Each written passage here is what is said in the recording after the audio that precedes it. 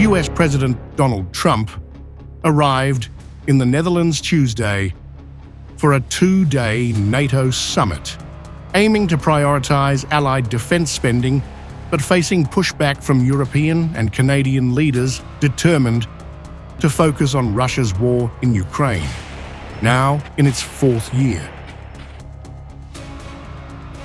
As Europe's largest conflict since World War II threatens the continent, allies fear Russia could target a NATO member next.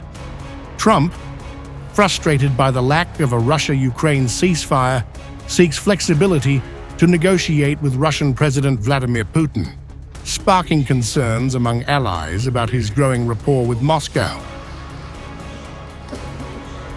Well, I think the Ukrainians are quite clear-eyed about where President Trump is when it comes to the war in Ukraine. He simply wants to I think, no longer play a significant part in this conflict, doesn't want to support Ukraine in the way that the Biden administration was doing.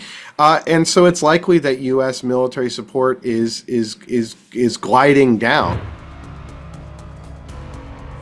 Previous NATO summits gave Ukrainian President Volodymyr Zelensky a hero's welcome, with pledges of long-term aid and an irreversible path to membership. In 2023, a NATO-Ukraine Council was formed to fast-track Kyiv's integration. Now, the US is vetoing Ukraine's membership, leaving its NATO future uncertain.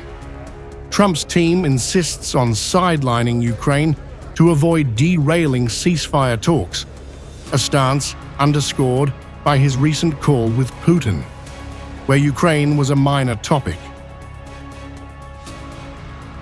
At last week's G7 summit in Canada, Trump pushed for Russia's return to the group, stunning allies. Zelensky, who traveled to meet Trump, left without a meeting or a unified statement on the war. Yesterday, Putin put on a performance, particularly for the United States too, and he spoke completely openly. Yes, he wants all of Ukraine, and he had wanted it not just for 4 years, not just since 2014, but long before that, because he himself was shaped that way by Russian imperialism. Zelensky may join a dinner with Trump and allies hosted by the Dutch King Tuesday. A NATO-Ukraine Council meeting will also allow Kyiv to voice security needs. The summit, limited to one working session Wednesday to avoid derailment, could be cut shorter by Trump's focus on the Israel-Iran conflict, which prompted his early G7 exit. As NATO navigates these divides, Zelensky fights to keep Ukraine central in global diplomacy while relying on US military aid. With Trump pushing for a deal with Putin, the summit is a pivotal moment for Ukraine and the alliance's unity against Russian aggression.